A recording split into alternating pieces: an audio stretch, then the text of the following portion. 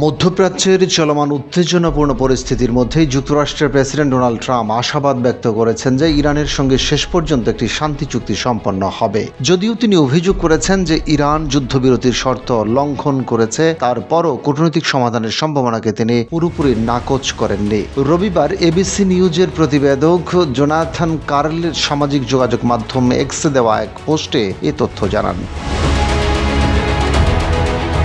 তিনি উল্লেখ করেন, সরাসরি প্রেসিডেন্ট ট্রাম্পের সঙ্গে আলাপের ভিত্তিতেই এই মন্তব্য তুলে ধরা হয়েছে। কার্লের ভাষ্য অনুযায়ী ট্রাম্প দৃঢ় কণ্ঠে বলেন, এই চুক্তি হবেই, যেভাবেই হোক, সহজ পথে বা কঠিন পথে, কিন্তু এটা নিশ্চিতভাবে হবে। তার এই বক্তব্যে বোঝা যায় উত্তেজনা ও অনিশ্চয়তার মধ্যেও যুক্তরাষ্ট্র কূটনৈতিক উদ্যোগ চালিয়ে যেতে আগ্রহী।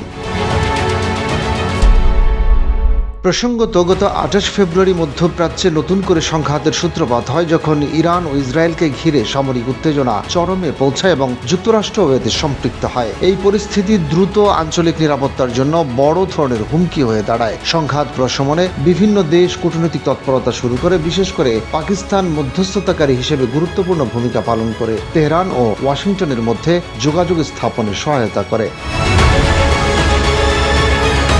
এরই ধারাবাহিকতায় গত 8 এপ্রিল ইরান ও যুক্তরাষ্ট্র 2 সপ্তাহের একটি যুদ্ধবিরতি ঘোষণা করে, যা পরিস্থিতি কিছুটা স্থিতিশীল করতে সহায়ক হয়। তবে এই যুদ্ধবিরতির স্থায়িত্ব নিয়ে এখন অনিশ্চয়তা রয়ে গেছে।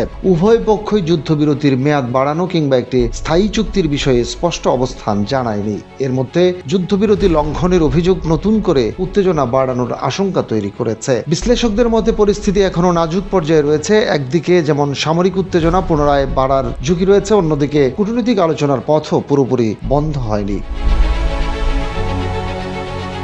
ট্রাম্পের সাম্প্রতিক বক্তব্য সেই সম্ভাবনাকেই সামনে নিয়ে আসে, যেখানে সংঘাতের মধ্যেও আলোচনার দরজা খোলা রাখার ইঙ্গিত রয়েছে। সার্বিকভাবে মধ্যপ্রাচ্যের এই সংকট এখন এমন এক পর্যায়ে দাঁড়িয়ে আছে যেখানে যে কোনো সময় পরিস্থিতি নতুন মোড় নিতে পারে। তাই বিশ্বজুড়ে নজর এখন ইরান যুক্তরাষ্ট্র সম্পর্কের পরবর্তী পদক্ষেপের দিকে, যা আঞ্চলিক ও বৈশ্বিক রাজনীতিতে বড় ধরনের প্রভাব ফেলতে পারে।